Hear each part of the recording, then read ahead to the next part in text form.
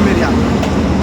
કચ્છમાં કંપનીઓમાં વારંવાર દુર્ઘટનાઓ બનતી હોય છે અને લોકો છે એ ગુમાવતા હોય છે, ત્યારે કચ્છમાં હમણાં જ ટૂંક સમયમાં 2 એવી ઘટનાઓ બની છે જેના લીધે અનેક લોકો છે જેના જીવ મુકાયા છે।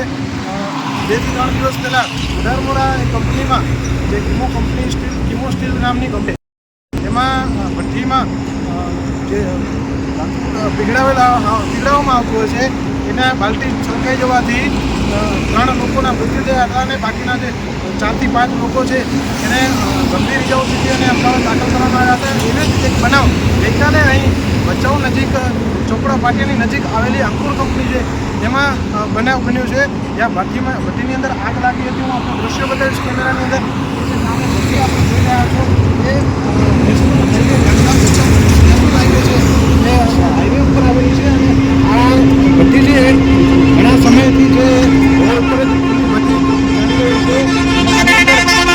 લોકોના જીવ છે એ જોખમમાં મુકાયેલા ઘણા સમયથી હતા, પરંતુ ગઈકાલે જે આ ભઠ્ઠીની અંદર એક એવો બનાવ બન્યો, બ્લાસ્ટ થયો હતો, આગ લાગી હતી, એના કારણે આ ભઠ્ઠી છે એ તૂટી ગઈ છે અને આ ભઠ્ઠી ઘણી જૂની હોવાથી આ ભઠ્ઠી છે એની ઈંટો અને તૂટી જવાના કારણે આની અંદર મોટો આગ લાગી હતી અને પોલીસ સ્ટેશનમાં ભચાઉ પોલીસ સ્ટેશનમાં હમણાં વાત કરવામાં આવી ત્યારે સીસુ દ્વારા જાણ કરવામાં આવી કે ગઈકાલે જ આ બનાવ બન્યો હતો, પરંતુ આ કંપની દ્વારા છે પોલીસ સ્ટેશનમાં પણ જાણ નથી કરવામાં આવી। ત્યારે આજે સવારે પોલીસ સ્ટેશનને જાણ કરવામાં આવી હતી અને આ તમામ ઘટના છે એ છુપાવવાનો પ્રયત્ન કરવામાં આવી રહ્યો છે અંકુર કંપની દ્વારા।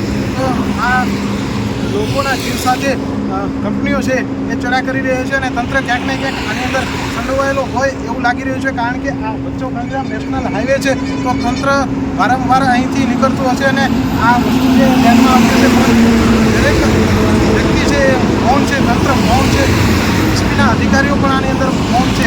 આની કંપનીની શું મારે ઘણી તપાસ કરવામાં નહીં આવતી હોય જીપીસીબી દ્વારા, તો આ ખુલ્લી ભઠ્ઠી કેમ ચલાવવામાં આવી રહી છે, જીપીસીબી દ્વારા પણ આના ઉપર કોઈ એક્શન નથી લેવામાં આવ્યો।